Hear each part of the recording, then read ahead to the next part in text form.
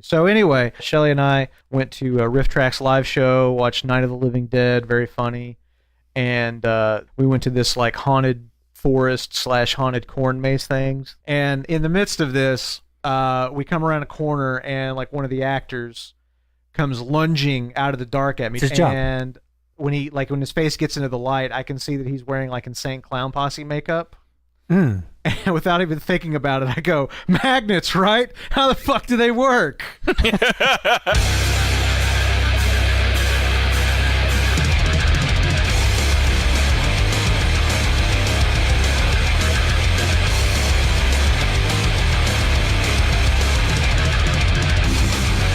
This is EpicBattleCry Skirmish 213 in my crocodile hunter form. Hello and welcome to Epic Battle Cry. This is the place where we cut through the crap to bring you the real deal in the gaming industry today. I'm your host, Tony Grice, and with me, as always, is Brent Adams and Daniel Kaiser. Brent, how you doing this week, man? What's up, my titans of terror, my xenophans of fright? How art thou? Nice. Good. You got any candy, bitch? I do. I actually blew through most of my candy over the weekend. Yeah, it's not the only thing you blew. Oh. Hey! Hi-oh! But yeah, I don't know, for whatever reason, this past weekend I had like a major sweet tooth. I actually really don't like candy all that much. I'd much rather have beer or carbs or something. But Bandy. Beer candy. Bandy. Let's make There it. probably is beer Oh, that candy, is the sure. sexiest thing I've ever heard of. No. Hold on, let me just unzip my pants real fast. So anyway, I had tons of candy over the weekend for whatever reason. I'm actually pretty much candied out at this point. Good. All right. Well, that's good, because Halloween's just a few days away, so that makes sense. That's right. Good timing. DK, what you doing this week? How you doing, man? I'm doing great, TG in 3D. Another year, another episode of Epic Battle Cry on Halloween. We always love to celebrate the Halloween episode. People are of course, listening to this today, Halloween. We're recording a couple days early, but I'm already in my outfit and ready to storm the Denver metro area in search of the greatest stashes of candy that this mile-high city has to offer. So if you see me coming around, make sure that you break out the good stuff because we've legalized marijuana, just as a reminder. And by good stuff, he means brownies. Just saying. Just so we know. I can just see Daniel taking the kids around now, and it's like, yes, let's go to this. Oh, no, those aren't. The one with the green lights. All right, guys. Well, we got quite a bit to go through this week since we took off a week. So let's go ahead and run through the gauntlet.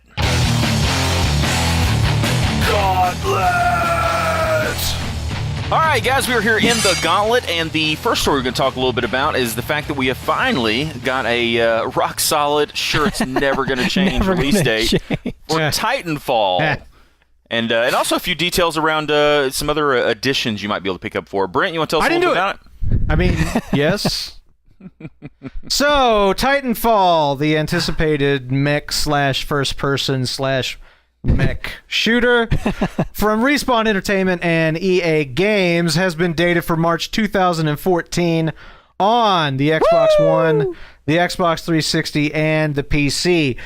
More specifically, the North American territory will see Titanfall on March 11th, and Europe will see the game on March 13th. In addition to that, we found out about a Titanfall Collector's Edition that includes, as you could probably imagine, a giant fucking robot. It lights up. It lights up. It's got battery-powered LED lighting. It stands 18 inches tall. It's a foot and a half tall. But anyway, so the long and short of it is that it comes with the 18-inch tall Titan.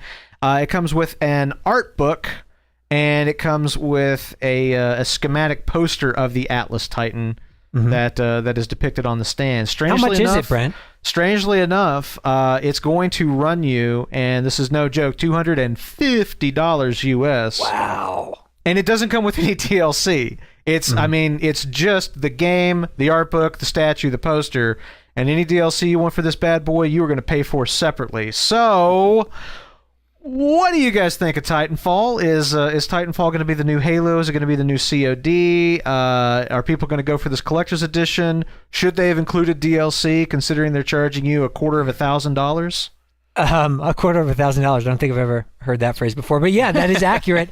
And my thoughts are this: A, the release date, I think that's good because, as we'll talk about later, the Xbox One is going to need some time to warm up, and this might be a great game that converts some people. It's also available on the 360, but obviously, let's face it, anyone who's wanting this game, at least the hardcore fans, are going to be looking to get it on the Xbox One. So release-wise, it could move some units for Microsoft. I think they're expecting it to do that, and March is probably a good time frame for it to do so. In terms of the game itself, I'm warming up to it, just because I keep hearing everyone say, oh, well, people are skeptical because they think it's basically Call of Duty with mechs, which everything I've said about this game is it looks like Call of Duty with mechs. But then those people say, but you actually got to play it and check it out because it's actually a lot of fun, and it's really, there's always something happening, and there's more variety, and you're not just getting killed all the time. There's a lot more strategy. So I'm giving it the benefit of the doubt. I actually want to check it out a little bit more as we proceed towards what we will term its first proclaimed launch date, subject to change, of course. Yeah. As far as the collector's edition itself, I think that's a lot of cool crap. But yeah, if you're going to have, in this day and age, if you're going to just blatantly say we're going to sell you a bunch of content later, don't sell a $250 piece of merchandise and then with the knowledge that you're going to have to buy more stuff later. So, they probably could have, skipped out a little bit on the art book and said it'll come with the first couple of packs because they're going to sell a season pass for this too and other stuff. So, I mean, you're going to be rolling probably $300 deep, maybe $350 deep before you get everything that this project has to offer if you've been looking forward to it for a long time. But that being said, high expectations for this thing. They're attaching themselves to the Call of Duty franchise in their own description of it, so they're setting the expectations there. But it should be interesting to see how it plays out, and hopefully it'll stick to its release date. Yeah, hopefully. I think we may, before the release date actually hits us, I think we might see like a hardened edition or something along those lines, where you'll possibly get like the game plus prepay for the the season pass content or something like that.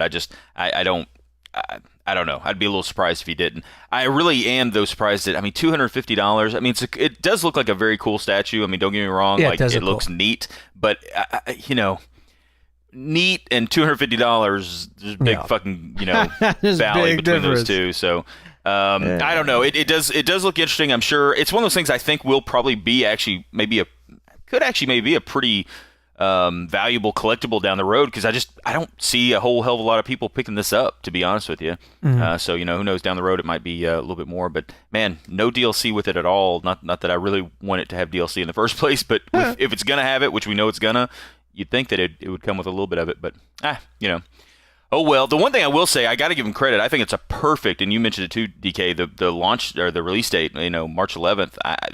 That's really right around the corner. Like, to me, I do think that's when people say like launch window and they're talking like games that are coming out in the summer of next year, practically. That to me is stretching a little bit. Something coming out in March. I mean, that's genuinely something that like someone that gets it around the holidays, gets a couple of the early release games that launch for it, and they're going to be really ready to dive into a seriously good new IP a couple months down the line. So I kind of expect it to be a little bit further out than that, but that's awesome news. So yeah, good for people picking up their old Xbox Ones this holiday season. All right, so next up, we've got a little bit of news around a new mode that has been announced for Call of Duty Ghosts. We had a little bit of a leak, the day before, which I think is probably a bullshit leak, as in that I think that they totally knew that they were going to be putting it out there. And also, I think this might be kind of just replacing a feature a lot of people are sort of used to. DK, you want to tell us a little bit about this new mode? Well, Call of Duty fans have grown used to having the Nazi zombies in their games as of late, but zombies are old. Out with the zombies, in with the aliens. It's Halloween, so we get to talk about all this fun stuff. Here we are just a few days, literally, before the launch, the November 5th launch of Call of Duty Ghosts, and we've just found out recently that Extinction is the new mode coming to Call of Duty Ghosts that will bring aliens into the fray. And according to the actual description, it says that Extinction is basically an all-new 1 to 4 player cooperative game mode that has a unique blend of fast-paced survival action, FPS, base defense, scavenging, and class leveling. They released a trailer that kind of shows these aliens that look very similar to, well, I don't know. Where do you think they look the most? I mean, from which franchise would you say they look the most like they are from? Probably whatever Aliens. franchise ends up in the bottom of my cat's litter box, they look like that franchise. Yeah. So anyway, this is something that obviously they don't place a ton of importance on in throughout the development of the game in terms of how they position I it and totally market it. resent that, Daniel. I mean, it's almost like you're suggesting they just threw this together and popped it in the game. No, what I'm saying is they put a lot of emphasis on it because they're announcing it and showcasing it like just days before the game actually hits, so they're not relying on this mode too much. But I think probably for the best. I mean, it's something that is kind of just thrown in, and kind of sprucing up the old Nazi zombie vibe with now aliens. I guess it's fun if you're a fan of Call of Duty. It's definitely, I don't think, going to be something that sells the game to people who weren't interested in Ghosts initially. But what do you guys think? What did you think of the trailer? And is this something that you would look forward to as a fan of seeing COD, particularly Tony? Does anybody else think that this is just like fucking silly? I mean, it just looks dumb to me. Am I the only one? Have you ever you never played Call of Duty or anything like that? No, I played Black Ops. That was the last one I played extensively. Did you ever play the zombie mode in it or anything? No. Like, I mean, honestly, let's be honest about it. This is just replacing the zombies game mode in that series. And as far as that's concerned, I actually don't think it's necessarily a bad way to go about it. I kind of feel a little bit like the zombie sort of theme is starting to get a little stale. So many people are doing things around it. Some of them wonderful and some of them great, but then a lot of them are just sort of, I think, feel like cashing in on it. The zombie mode, though, in the game, I know some people, kind of like, how I used to talk about when I pick up like Call of Duty or Battlefield or something like that, I literally have not played the single player in any of those games in years. But I play the multiplayer, sure. Like crazy. I know a lot of people that do the exact same way with like the zombie mode. They don't necessarily care about the single player mode or even sometimes the like deathmatch style multiplayer, but really get into the zombies mode because it is that sort of like just survival, just playing it as long as you can, trying to last just a little bit longer each time you play it. And if you already like the feel of the game and the way that it plays, then it's it's a nice And I don't add-on. think this was I really don't think this was like thrown together at the last minute. I think this is their mode for that style of game, and I think they might have been, hoping to get maybe a little better, little better response from it. Just the fact that they are mixing it up. It's going to be kind of based around an aliens theme versus a zombie theme. I don't know. I can't really blame them. I think it'll probably be fun for the people that like that style of gameplay. So. And as one user commented on game trailers, I'm pretty sure it's already out, but the new DLC Battlefield's going to add dinosaurs. I'm pretty sure. That's what I'm hearing. They did add there were some dinosaurs in the last game. I'm completely on the outside looking in on this thing. Like I looked at this trailer and I was just like scratching my head. Like I can't imagine like why anybody would want this in their game. Now I will give you this. I really will give you this. The trailer did not do it any favors. I don't think the trailer was not overtly.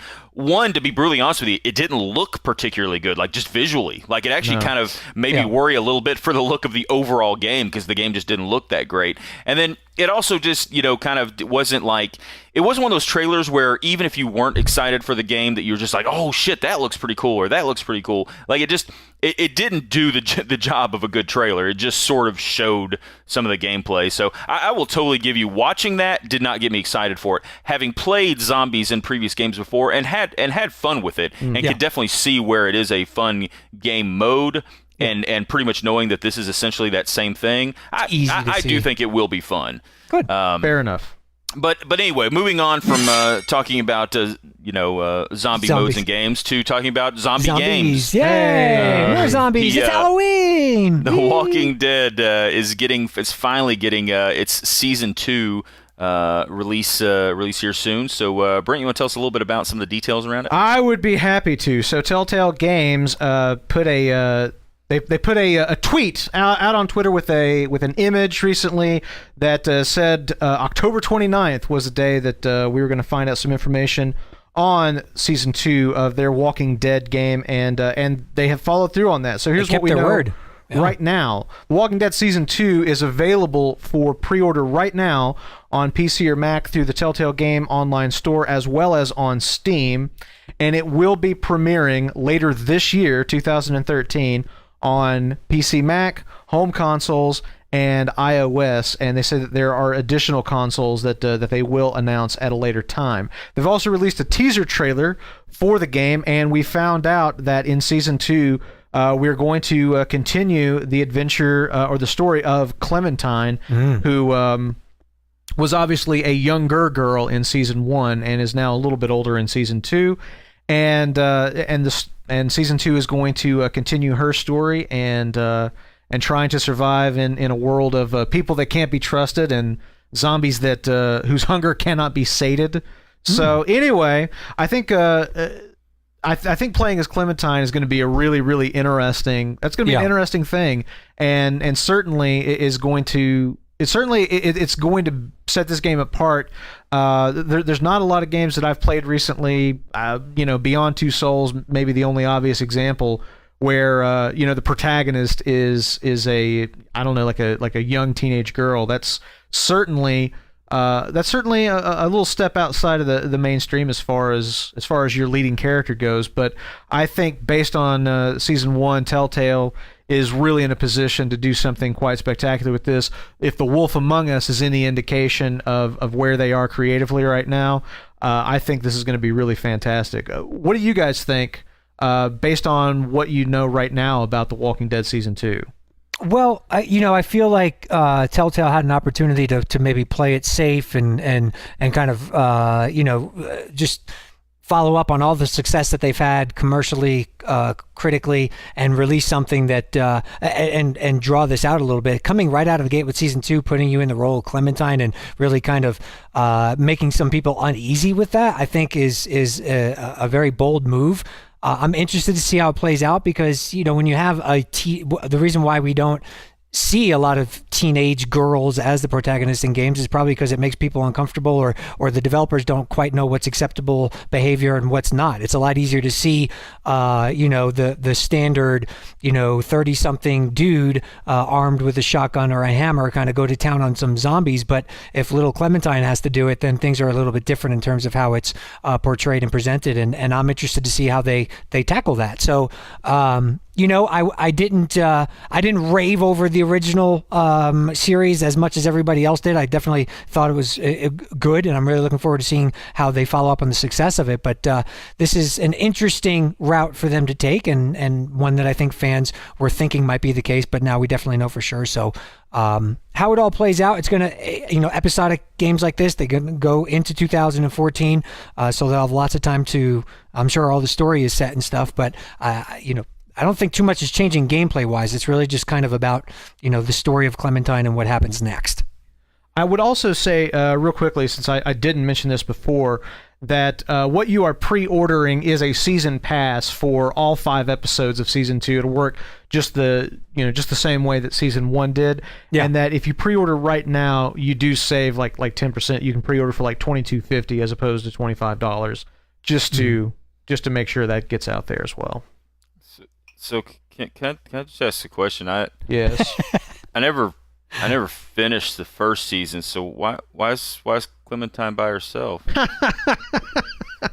Well, you'll have to finish the first season to find out. Probably. I feel like something drastic happened. Something bad might have happened. All right. Yeah. No. It does. It very, very, very cool. And I think you're right. And I think a lot of people are sort of on the same page with this, which is that this is kind of like what we want to see. I think this is the great thing. People sometimes, I think, question like what is so interesting about zombies? Like, they think, zombies are like they're slow moving, they're, not particularly powerful, other than just the fact that they are just, they can hit you in swarms, and that they're just kind of unrelenting. They have bad table manners excessively.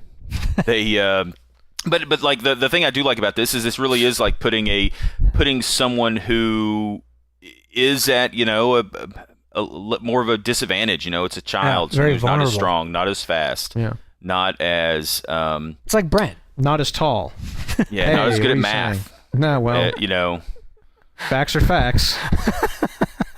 But I don't know. I do think it looks very cool, and I think fans of the original, the first season, will be just as excited about this new one. And I think the twists and turns that it'll bring will be fun to see. So yes. Definitely good news. All right, so last but not least, we have, and I think this is it's least. It's no. This is the bombshell. How are you not? This is. I'm actually not sure how we're not talking about this in the main topic. I agree. Halo announced for the Xbox One this year. Boom! Oh my God. DK, tell us all about this awesome first-person shooter we're going to be playing this year. You want some Halo on that Xbox One, bitch? Well, you got it, because Halo Spartan Assault, the game that came out for Windows 8 PC and Windows Phone, is now coming to the Xbox 360 and Xbox One this December. Yay! Yep. Yay! The top-down action game, the little shooter. Yep, it's coming. It's gonna pit gamers in a galactic scale war against a persistent and overwhelmingly enemy from long ago. Guess their name? The Flood. That's right. With over 30 stimulating, like that, missions at your fingertips, play longer than ever with. What is with this press release? It's stimulating. It's going longer than ever. I was about to say, I thought it was just you. I really just thought you were fucking it up. But with the all they had to find something to spice up this fucking announcement. Yeah, it's got all new online co-op mode in the Operation Hydra expansion delivered that is a little watered down. Get it, Hydra? An action-packed addition to the single-player campaign. Here's my question, though. Why? So, like, a lot of people are getting their Xbox One and they want a little Halo action, but is this what they want? I mean, I'm not knocking. I mean, I love the idea that this is almost like them saying, like, you know, hey, look, we had a Halo game at launch for the Xbox One. Like, but it's not even at launch. It's December. This ticks a checkbox somewhere. That's right, but you're absolutely right. I mean, they're totally going to spin it that way, and I can tell you that this is probably in no way going to appeal to Halo fans, because I actually think the game looks really fun, and basically I always have the opposite opinion of what Halo fans have. No, I think the game looks fun too, and it's not to take away the merits of this particular game. What it is, though, is to say, you know, a game on Windows Phone that is a Halo experience has a certain level of expectation. And when you could put somebody into the Halo universe and deliver a compelling experience, okay, it kind of comes with the territory that this is what you expect. But when you come out and put it on Xbox One, it's like, the expectations are slightly different. Slightly different. I agree with you. This is a game that I would be interested to play. I do think it looks fun. I like twin stick shooters. And I think that this is a cool looking game. If they would ever decide that they'd like to release it for Windows 7, I'd probably buy it. But until then, I think I've got better things to spend my money on. I agree, and I do. I think this is one of those things where it's they you know, it was as good a thing for them to do as anything. You know, they had that property. They were going to be releasing it, I'm sure, on the 360. If they hadn't, like, let's say they had just released on the 360 and not on the One with some updated graphics or something like that, then, you know, people would probably been bitching, complaining about that. Like, you know, well, hey, you could have at least got, you know, we got this brand new system over here that it could have been easily ported to. Right. Like, it's probably, it's not that big a deal. It's not, it's, you know, it is what it is. I do agree with you, Brent. I think it should be free. You know, with every Xbox One. I agree. I think if they gave it away, that'd be great. I got to be honest, though. I got to give both companies credit this time around. If you sit and look at how many free products there are coming with this first gen of systems, it's actually pretty impressive. Like, I mean, there's more than just, like, you know, kind of demos coming out. I mean, some of them, you know, arguably have some, you know, like Killer Instinct with the whole, you get one character and you can play that one character as much as you want. Or Drive Club that's got, like, or that would have had the free edition. Yeah, but like, I think they're at least trying, and I do admit that. Did they say a price on this? No. I mean, it's got to be dirt cheap, right? I mean, like, it's got to be something that would. If it's more than like $10, I think it's a mistake. I was gonna say, like, if it's $5 or $10, I think that's probably not bad at all. If it's more than that, yeah, you know, whatever. Yeah. But you're saying goodbye instead of Halo. I think I'd like to say goodbye right now.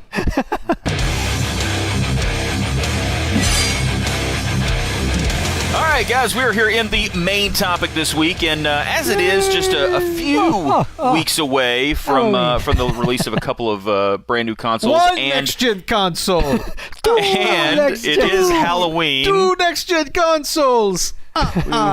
We wanted to, frankly, make you want to blow your brains out, apparently, for some reason, whatever they're doing. Listen, if you haven't done it by now in the episode, we're 213 episodes in. We've clearly lost our touch. Yeah. So we want to talk a little bit about what possibly scares you about this next gen of gaming. We've got a lot of news stories here over the last couple of months, but here more recently in the last few days, a couple of announcements of day one patches that bring, sometimes some of the most lauded features of the systems are, aren't going to be available until you do these updates, and just a lot of different things changing here or there. DK, you want to kind of take us down the list of stuff that might have you shaking in your boots a little bit? Well, we don't want to be Debbie Downers, and we don't want to always play up fear and anxiety, but that's exactly what we're going to do. Wait. Because it's Halloween. I was going to say, you wrote right here, be a Debbie Downer in the main top. I mean, you... I switched it. No. So it's Halloween. So what better time to talk about? We always talk about the things we're excited about. We do talk, about the things that are negative as well on the show. But I think we're all excited about the next generation of gaming. I mean, you can't be a gamer and not be forward thinking and look at what, the experience going from Xbox and PlayStation 2 to PlayStation 3 and Xbox 360. I mean, that's an amazing jump. We've seen so many great experiences in this last generation. Lots of new franchises introduced. So we know there's a lot of great things coming, but with this being Halloween, we want to kind of discuss a couple of our fears, because let's face it, things are going to be a little bit different this go around. The state of gaming, the industry as a whole has gotten to a level now where there's a lot more people to please, a lot more people to kind of consider when making executive decisions. One of the things to fear might be the fact that the people at Microsoft specifically that are making those decisions might not actually have just gaming in their best interests, but we'll get to that. So we wanted to kind of just run down some of the things that we are concerned about and also get some fan feedback through the comments of this podcast about what people are concerned with. I'll start off, I guess, and just, kind of talk about one of the big things that I'm concerned with in this next generation of consoles is just the state of connectivity, which is a double-edged sword. To me, obviously, always something that is, you look at it when it works, when it functions, it's great. You're like, oh, I want that game. You press a button, it downloads, you got it. And it's like, that's genius and it's great. But the more connected we are and how reliant a lot of these consoles are going to be kind of scares me. And it kind of gives me a reason for concern about just the experience of being a gamer, because it's changed. And I've already encountered in this generation, I think a lot of us have, just instances where, hey, I was accidentally logged out of my profile, and then you got to go back in and boot it back up, but you forgot your password, so they need to send you a text message on your phone with your all this kind of weird stuff. And then also, digitally distributed content, not having the physical disc. I want to get your guys' take on just the double-edged sword of constantly being connected, because when things go down, or an internet connection goes down on your end or their end, or one of the services that you're subscribing to, whether it be Netflix or something else, there's a lot of variables that go into making this experience work, the experience that they're pitching us. What do you guys think about that the impact that's going to have on your experience overall in the next generation, as opposed to years gone by where you just take the damn thing out of the box, put a game in it, and play until your heart's content? The thing specifically about connectivity that I am worried about is basically just the infrastructure that both Sony and Microsoft have in place for their day one patches being available and reliable. I mean, I think that we both know at this point that both systems will have a day one patch that will be necessary to unlock the full functionality. Now, okay, let me put a caveat on that. Not the full functionality that they've announced for the consoles, but the full day one functionality. So in other words, of all the things that will work on day one, and neither console has got everything that they've advertised available on launch day. Both of them have, different feature sets that are going to be coming in time. But for everything that's available on day one, you are going to need to download a patch on both consoles to unlock even that a sizable patch. truncated amount of content. Yeah, I think it's... Doesn't that just kill Christmas and kill like the excitement of stuff? Like, hey, little Jimmy, take it out of the box and wait 4 hours for the Here's what's going to kill. Yeah, this is what's going to kill it. What's going to kill it is you take your Xbox One out of the box, you plug it up, you get online to download the day one patch so that you can use it. It's like 2 gigs or something like that, and it comes up and the needle starts moving and it says, oh, this will be done in 7 hours. Yeah. So that's what's going to kill. Or even worse, if they get swamped, if their servers go down, if something happens, like, I mean, just think about the fucking There's GTA a lot of possibilities Online for things that go pear-shaped, yeah. as they say. And if that goes wrong, if people can't download those patches and can't get to some of the core functionality of those systems, yeah, I mean, it's going to be a really, really shitty launch day for either system if it goes that way. I got to be honest, like it really impacted my enjoyment of the launch of the Wii U. Yeah. Like the Wii U, I know not a spectacular launch, but I remember just being livid at how fucking long it took. I mean, it took a good hour or so to download the initial patch just to do some of the most basic features, like, I think it was like use YouTube and shit like that. I mean, like, it was very basic stuff. I got to be honest, there's one that I can't fucking fathom, and that's that the PS4 update has to be downloaded before you can play a fucking DVD or Blu-ray. Yeah. I'm just like, how, like what worries me in some cases That's this generation that we're in, though. I mean, ship it. No, that's a fucking drive that plays media. The only thing it has to download is fucking DRM and fucking all this shit that it shouldn't be dealing with. That's the thing that just bothers me. Is, I mean, we're not talking about shit that like they couldn't have got done in time. I don't think. I think it's just stuff that they're like tweaking and trying to have just as much control over till the last minute. And I don't know. I really will say that this does. When the Xbox, when Microsoft announced that they were going to have their day one update, and I think you're right, Brian. I think it was like 2 gigs. Yeah, I think the one on the PlayStation's like 500 or 600 megs. Yeah, I heard like 6 or 7. Yeah, something like that. But it's but still, either one of those, a significant, or a not insignificant amount of time, I guess I should say. Yeah. Although one thing I think people are worried about is the size. I mean, let's be honest with you, the size hard drives on these, that's not the worst thing in the world. It's just the time. Size matters. We all know that.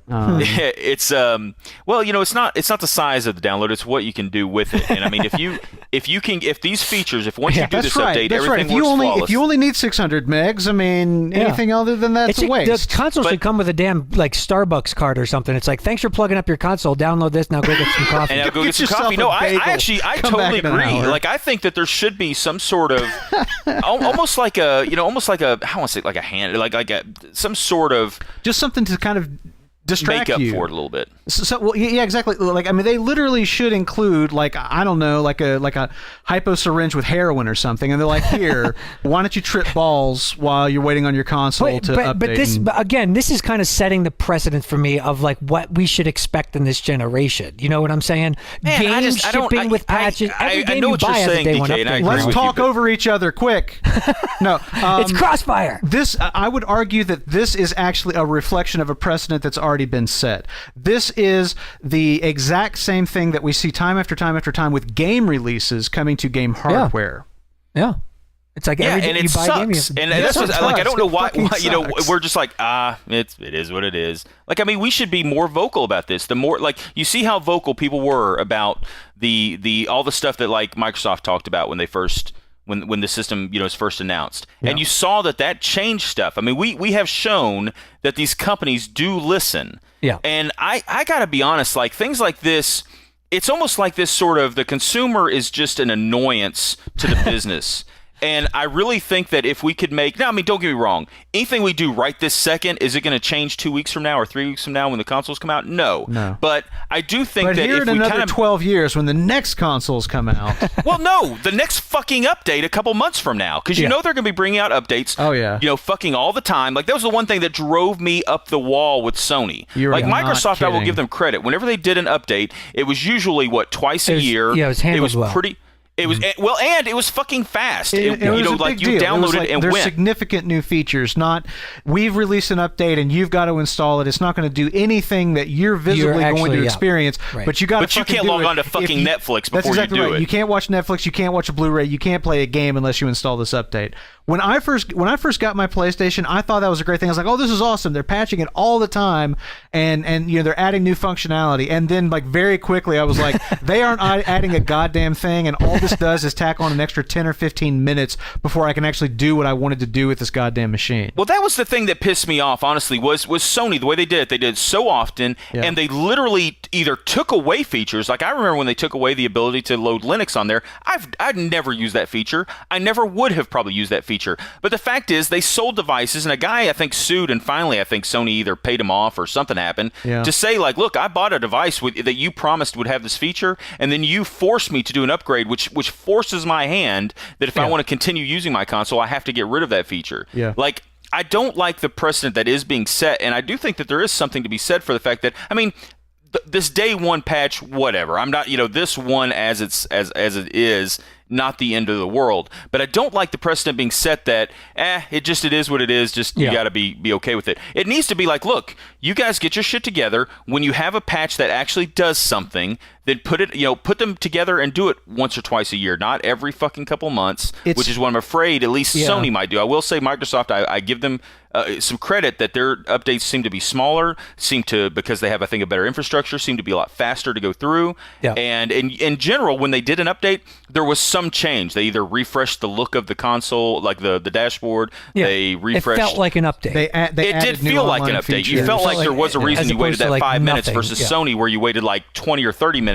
and there was nothing to be changed except for arguably it was a little more secure for them. Right. Yeah. And as much as they appear to be listening to fans, I can only hope that they're listening to people on that specific point. Well, one other thing too. I mean, this is for me. That's a lose-lose. Like, I don't feel comfortable with it. It is what it is. But it like you said, I don't know what we could do aside from just voicing our disapproval. But everything is focused on that. It's focused on the cloud. I'm worried about cloud gaming. I'm worried about a lot of stuff too, particularly hard drive space. Running out of it. Not being able to upgrade on the Xbox or whatever. Especially seeing some of the sizes for these.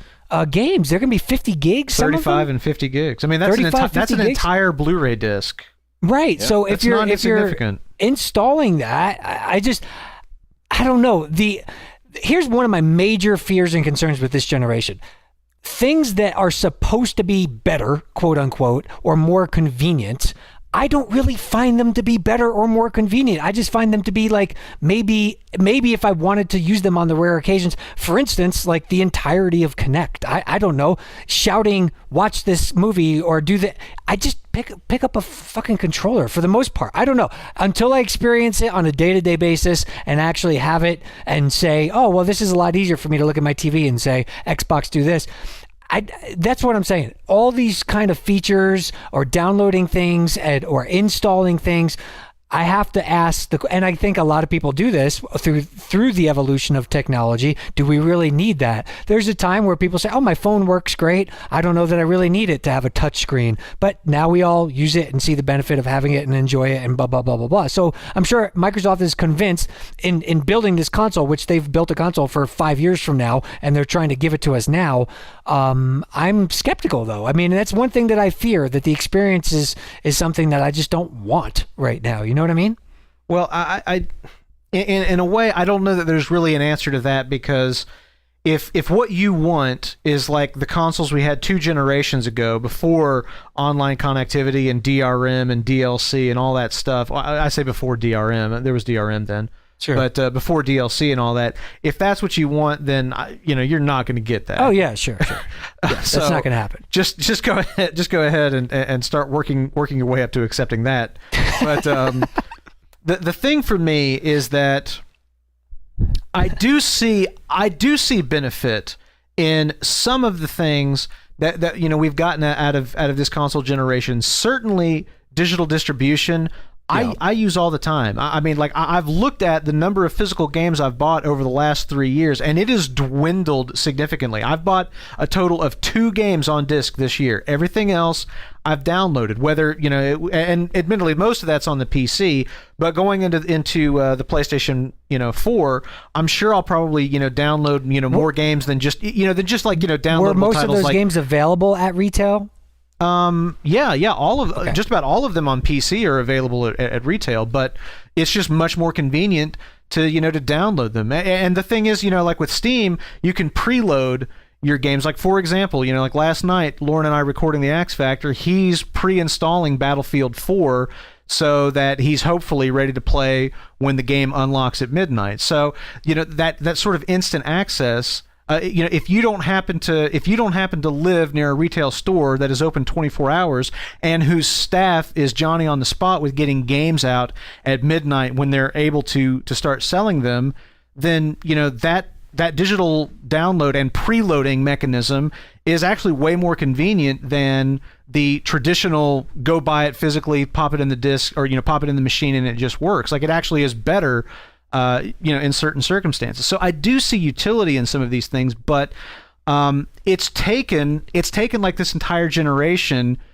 for me to really kind of come around to it. I was really skeptical of it at first, and I kind of feared it at first. But I think personally that a lot of these fears can be alleviated through really, really good customer service. And I don't think that Sony or Microsoft has a particularly good track record on that front.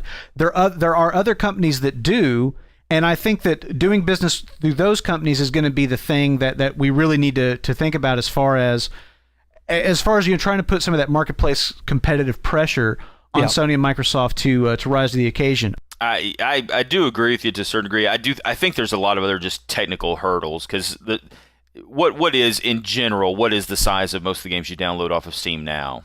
Like, it's a couple gigs, I guess. And so this is the thing that I think that sort of worries me a little bit. Wait a second. You're talking like a full game, like Batman Arkham Asylum? Yeah.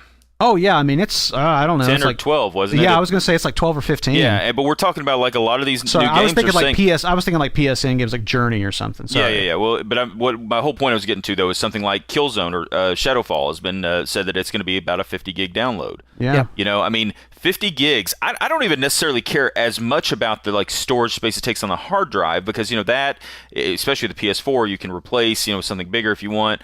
Yeah. But that doesn't worry me as much as just the amount of time downloading it. And like with like, I will say Steam is probably arguably one of the best in terms of they give you whatever bandwidth you have, they give you. So you basically download it about as fast as you can get it. I'll give Apple credit. Apple, whenever I've downloaded movies and things like that in high def, they will give you pretty much as fast as you can take.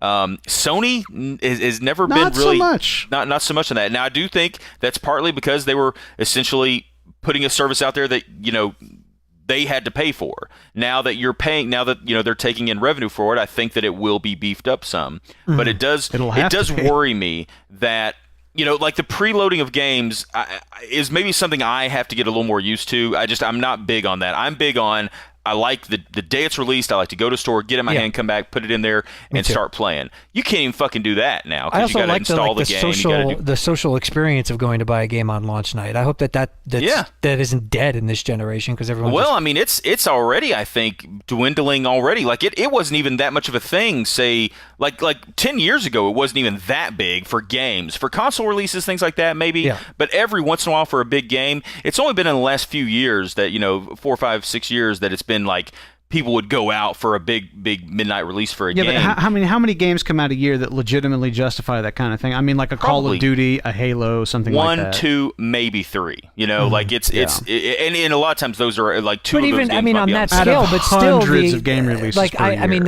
when I go buy, that's why I asked about the digitally distributed games. For me, games in this generation, Shadow Complex or Brothers or something like that. Like some of the best games, I love those games. They were only available digitally, and so it was great to be able to access them and download them. The smaller games too, so it didn't take a while. But I remember going and buying all of my games at retail. I enjoy that process, and it's probably going away. But that's an opportunity for like their social tools. Their social media, their social networking that each console's kind of has within PSN and Xbox Live. I mean, there's an opportunity there, for them to give you the experience. I mean, like maybe it's something like you're sitting around like in a big party chat room with a bunch of other people, counting down to Killzone unlocking or whatever it is. Yeah, maybe. Yeah. I mean, that'd be kind of cool. Be interesting, but I don't know. And I think one of the last things that we have time to get to, though, is one of my major concerns is that both of these boxes might flat out be broken in one. in one form That's or a another. pretty fundamental fear. Well, I mean, if you look at what happened in this past generation, the security breach with Sony, the red ring of death with Microsoft, those are pretty big concerns with these consoles. Sure. And looking forward into this generation, they're more connected than they were. There's more opportunity for things to go haywire. Particularly with Microsoft and the system, I mean, you've got to expect that they've taken every possible precaution to ensure that they don't have a repeat of that, because it costs them so much money, so much damage to the brand name, and influence the conversation like what we're having right now. But, there's part of me that just, gets concerned.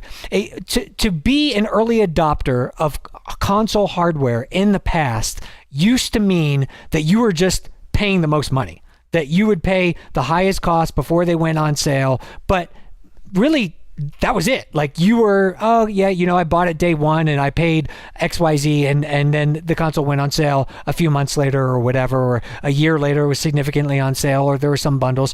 So that was your trade-off. I'm going to pay more money now, but I get it first. Now the trade-off of being an early adopter is not only do you pay the most money, but you're basically beta testing the thing while they're figuring things out. So That's I mean, sadly true. Isn't that kind of true? I hate to. That's true with gaming as a whole, though. Anymore, I mean, really, if you buy the game on release date, you're the beta tester for that game. I mean, it's, again, like what you guys were saying earlier, like it's just the way it is now.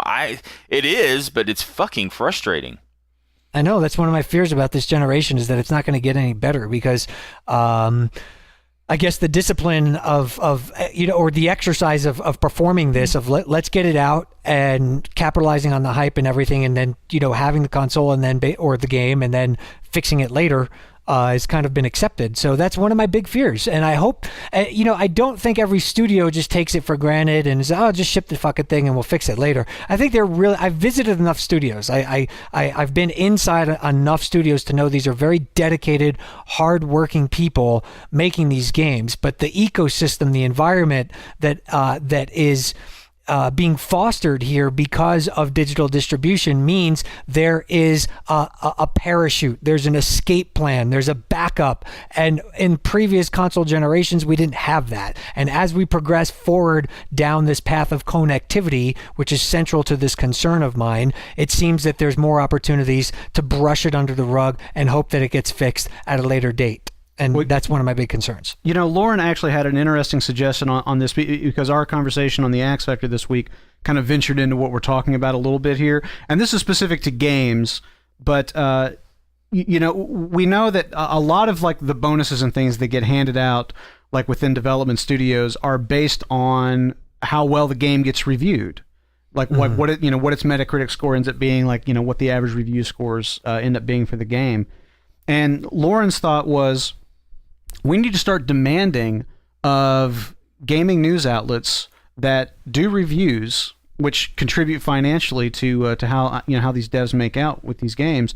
We need to start demanding that these review outlets start taking into account how broken the game is on launch day. And if a studio puts out a game that is fucked on launch day, and that doesn't get isn't going to get like a patch to really unfuck it for, like a couple of weeks or something, then they should dock some serious points off that game's review score, which is going to hit the people involved in the wallet and may provide a financial incentive for them to make sure that what they put out is ready to go on launch day. And I have to say that as I've thought about it since he mentioned that, I think that's a good idea. I think that we're going to need something like that to really get across just how frustrating as a consumer it is to buy something that you take home, put in your game console, or maybe download and run on your PC, only to find out that it's broken and doesn't get fixed for days, weeks, or sometimes a month or more.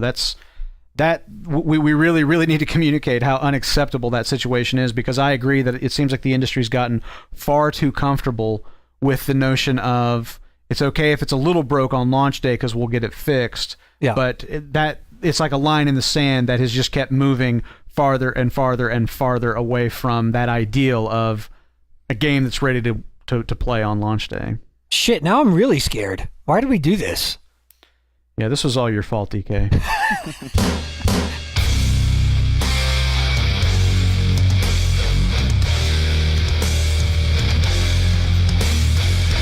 All right, guys. Well, it is coming up near the end of this week's skirmish, but first we have our battle cries of the week. And my battle cry is, when did we start saying connectivity? Isn't it just Connectivity. Connectivity. Some people say connectivity. It's the Canadians. They messed it all up for us. Seriously, do they? Yeah. All right. No, my actual battle cry is I'm really pleased to announce that Nintendo of America has finally made like a decent decision here lately as to bringing out the fucking cool console designs. You know, like we got the Pokemon X and Y variants of the 3DS XL not too long ago. And we have got official word that the U.S. is going to be getting the Zelda-themed Two Worlds themed 3DS later this year. So very, very cool. If you haven't seen it, it's kind of a gold on top, black on bottom. But the gold on top has the Triforce logo that's sort of etched in it.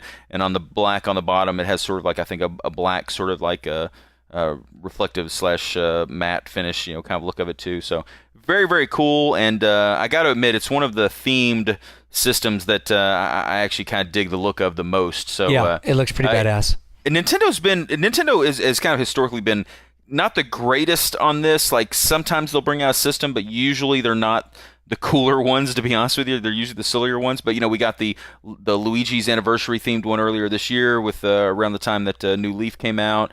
We got the Pokemon ones recently, and we're getting the Zelda ones. So I got to give them some credit. I think they finally started making a little bit better decisions around some of these consoles they're releasing. So good, good for them. And if you haven't already picked yourself up a system, or maybe looking to upgrade to maybe an XL or something, I still can't decide. Hold on, I gotta make sure the kids aren't around.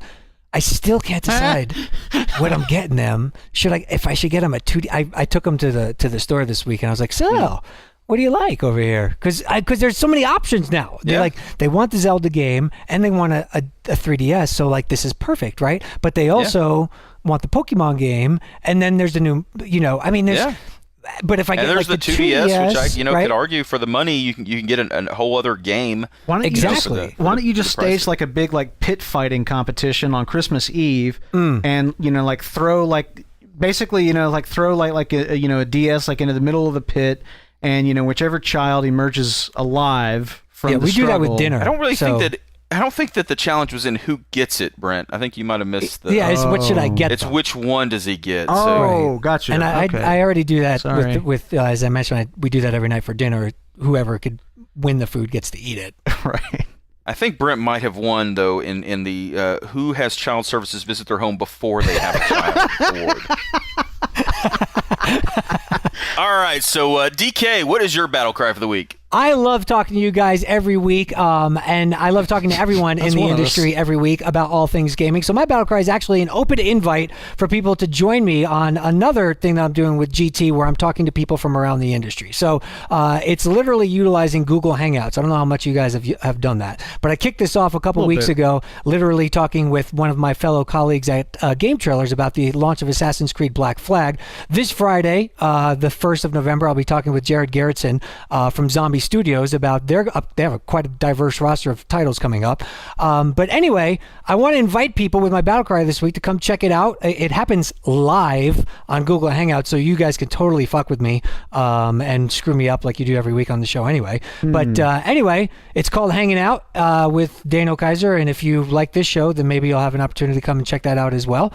So there you go. And you could follow, if you don't already, if you're listening to this show, you probably follow all of us on Twitter, I'd say. But if you don't, that's where I give information about who's going to be on the show and what time it's going to be, because it's sporadic, because it's live, and there's lots of scheduling and all that type of stuff. But anyway, it's an opportunity to kind of continue to discuss the gaming industry from different angles and to be super, super chill about it. So at Daniel Kaiser is my Twitter handle, Kayser, and hopefully we'll see you there. And the show is called Hanging Out with Daniel Kaiser. Correct. It's like it just says what the product does. Exactly. That's very straightforward of you. I like that. Exactly what it is. You ought to mix it up soap will sometime get you and not be clean. hanging out with you. You ought to just get somebody else in there and have them do it. But that defeats the purpose of. Like what if you need like what if you call in sick? Like what if you call in sick? I can't call in sick. And you get like somebody to fill in for you. Like, does the name of the show change then? It's like hanging out with Daniel Kaiser, with Marcus Bayer, or something like that. Well, it's Brandon like Johnson. it's like the Daily Show when they have guest guys. They're like, "Welcome to the Daily Show with Jon Stewart." Jon Stewart's not here, so I'm not Jon Stewart. I'm not Jon Stewart. This is not really the Daily Show with Jon Stewart. Is that what you just compared yourself to Jon Stewart? No, I didn't. God, man, the head Listen, on you, Daniel, I tell you. your hair's nice, but is it Jon Stewart's Stewart awesome. nice? I mean, ooh. I do want to point out that this is not what you had in the doc that you were going to be talking about.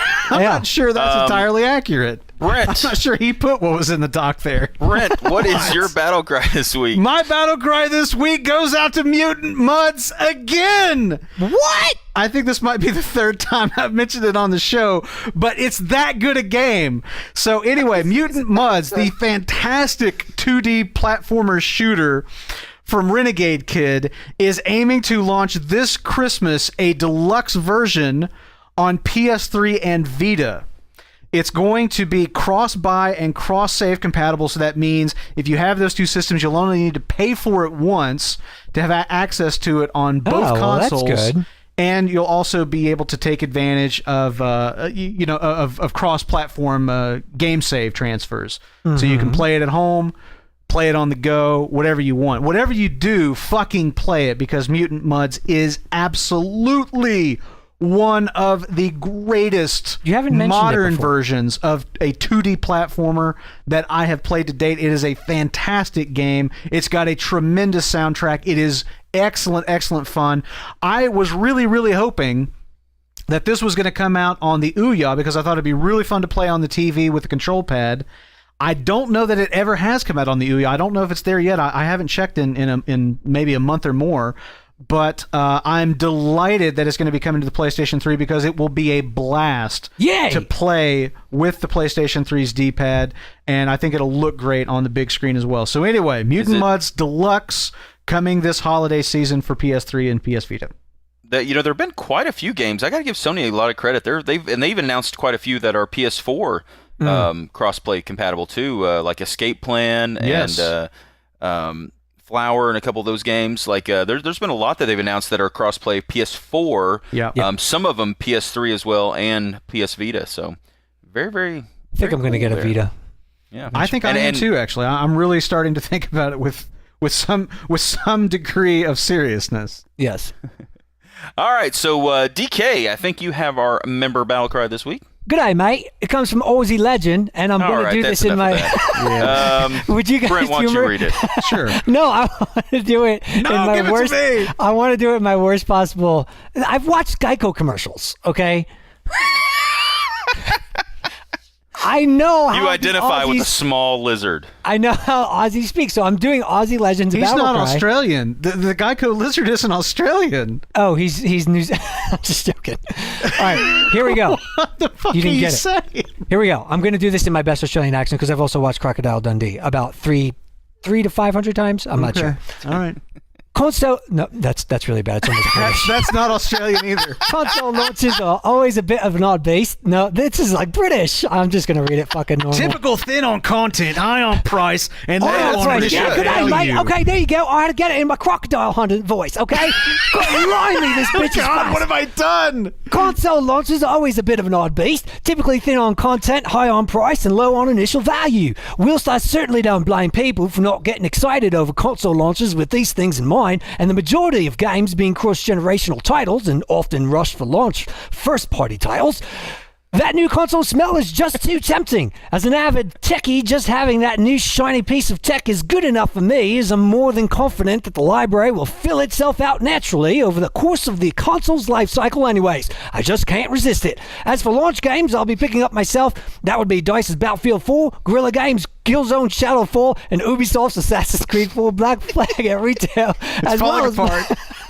as well as plenty of indie game offerings such as Super Stardust HD successor, Resogun, and PAX Prime Darling Contrast. The games are only going to get more refined and more impressive heading into 2014 without the worry and pressure of preparing a game for a console launch. The Witcher 3 Wild Hunt and Tom Clancy's The Division to point to my two most anticipated games, but many, many more heading into 2014 and beyond. I personally can't wait for the next generation to start, my friends. My body is ready.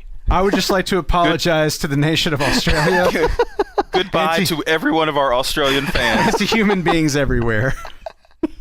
Come on, I gave it a try. Yes, but no one asked you to. Okay, let's just say excellent battle cry, Aussie legend. Yeah. And not so much on the dramatic interpretation.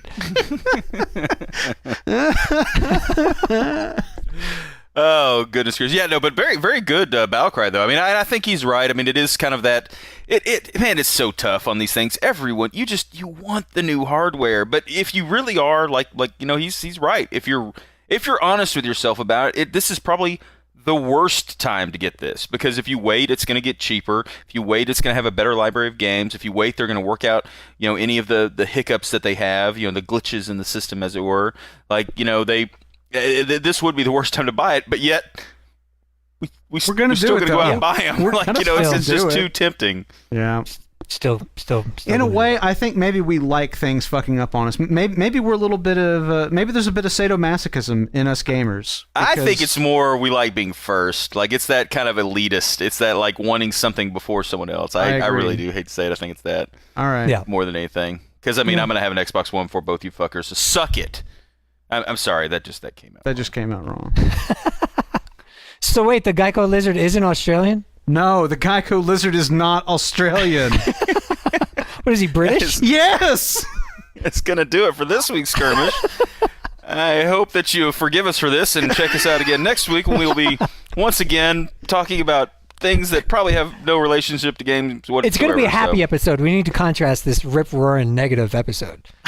It's going to be about Care Bears, the game. I was going to say, we're not going to be talking about gaming then. Actually, we will be. You'll be right. Next week's going to be the week before the launch of the first, of the new console. So next week will be great. So join us next week when we will be once again be cleaving the fat from the game stories of the day. For Daniel Kaiser and Brent Adams, I'm your host, Tony Grice. And remember, cry havoc. And seriously, when did we start saying connectivity. We didn't. It's Canadian. It's like they say process instead of process, or they say let them offense instead of yes. offense. So they're another country, so let them do it. How do they say connectivity in India? Connectivity. Yeah, that's right. We don't go by that. We fucking say connectivity, not connectivity. But I listen to a lot of Rush, my friend. A lot of Rush. And that is only half of what is wrong with you. Good eye. And that's the other half.